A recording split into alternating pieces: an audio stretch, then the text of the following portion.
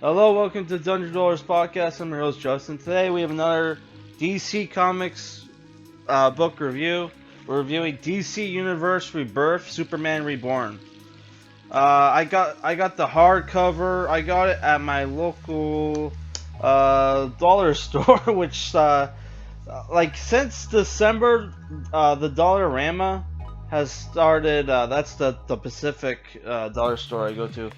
Started selling DC and Marvel trade paperbacks for like super cheap. Like this on the back says it's like 25 US, 34 Canadian. I got for $4, which you would think it would make it worth the price. Well, we'll see.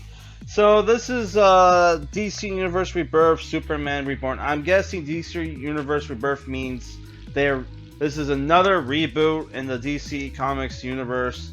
This came out in 2017. It's written by multiple writers. Let me check the list of writers are Dan Jurgens, Peter J. Tomasi, Patrick Gleason, and Paul Dini. Artists that worked on this is Paul Mahnke, Jaime Mendoza, Christian Alamy, Trevor Scott, Patrick Gleason, Mick Gray, Ian Churchill, Patrick Zircher, Segovia and Art Thibert. So what the book is about? Well, one of the problems about this book that I have is that it's very fucking random. And then there's plot lines that pop up and then are immediately dropped and are never mentioned again. So but the overall story is about, for a while now, it looks like Superman had been doxxed. Like people found out about his Clark Kent identity. Then out of nowhere shows up another Clark Kent who is identical to him in every way. That fixes Superman's identity crisis that he had. And this Clark Kent is like super weird. Like he's constantly perving on Lois Lane, and like the guy's diet is very weird. He eats like a kid, right? Constantly eating like milkshakes, candy, fast food, the whole works, right? While that's going on, Superwoman, which is basically Lana Lane, Clark Kent's sweetheart from high school, is getting sick and is dying. Steel brings her to Superman's Fortress of Solitude. He starts to heal her. At the same time, there are government agents trying to get into find out where Superman's hideout is. They ends up letting free one of Superman's villains, which is this psychic albino called Blank. Which I don't know if that's a new villain or an old villain. I don't remember. He kind of reminded me of that one guy from not Infinity Crisis. Crisis on Infinite Earths. Like there was this weirdo psychic in there too. But yeah.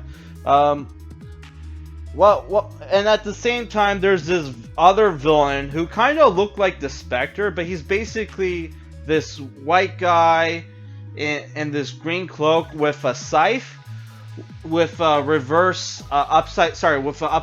upside down scythe blade, which looks like a fucking halberd, kind of, but it's supposed to be like a scythe. I don't know. It was kind of dumb. So basically, what ends up happening is that spoiler alert, the Clark Kent doppelganger turns out to be Mistleplick, aka the little dwarf dude in the purple hat from the fifth dimension who can like do anything, make anything happen, right?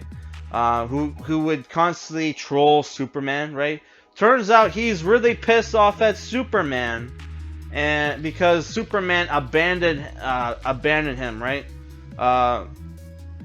like he was apparently kidnapped by this green cloaked dude, so that because he had some plan to kill Superman and didn't want Mistleplick to interfere, because he has like reality bending superpowers. So he decides to trap him. Because of that, Mistleplick was super pissed off, kidnaps Superman and Lois Lane's son, and then makes Superman and Lois Lane play this game to get back their son. And while that happens, Superman's red essence combines with his blue essence. I guess at some point, during some kind of crisis, Superman got split into two, and his red essence probably went to Lois Lane, which probably gave her superpowers to begin with. And after that, he gets a brand new costume, which briefly they show off the New 52 costume, which I really enjoyed, the New 52 costume, but the current costume was pretty lame in my opinion. But he gets a new one that's very close to the classic one. So my problems with this comic book is it's very random. They drop plot points. They drop plot points. The writing at the beginning of the comic book was super cringe, where you have Lois Lane goes into like some kind of mafia joint to spy on some kind of like politician's deal with this mobster and this crooked cop. What's happening? It goes south, and she starts beating the shit out of these guys, and they all pull their guns out. And one cop, this female cop, goes in and is able to subdue all the mobsters with their guns. Right? Convinces them, hey, put their guns down. The cavalry is coming, which is super fucking dumb, because like in reality they would have just killed killed the cop, because there was only one of them. You would think one of them would be trigger happy enough to stop it, but if that did happen, like the Clark Kent guy who was also there, who made a fool of himself trying to rescue Lois Lane, you know, he would probably use his powers, right? But whatever. I thought that was dumb. There's some really bad anime-esque art here, because they keep switching artists between the different issues, and one of the artists, I don't know who it is. Maybe it's Patrick Zircher. Let me double check. Let me see.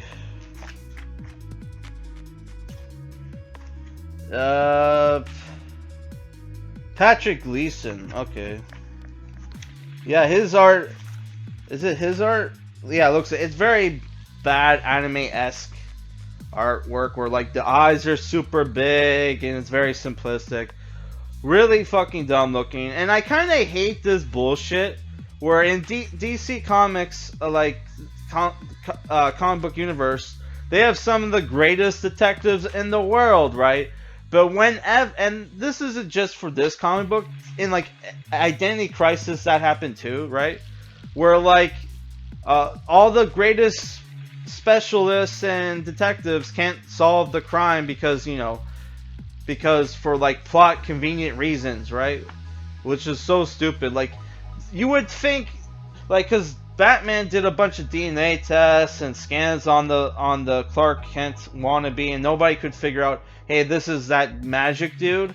When there's like magic specialists in the DC universe, you would think they would have been able to figure out, using magic, figure out, hey, this is a guy using a spell or using magic to, like, make himself look like Clark Kent, right? So fucking dumb. Just like in Crisis and Identity Crisis, where if people don't know what Identity Crisis is, it's basically, if I remember correctly, it's been like over a decade since I read it.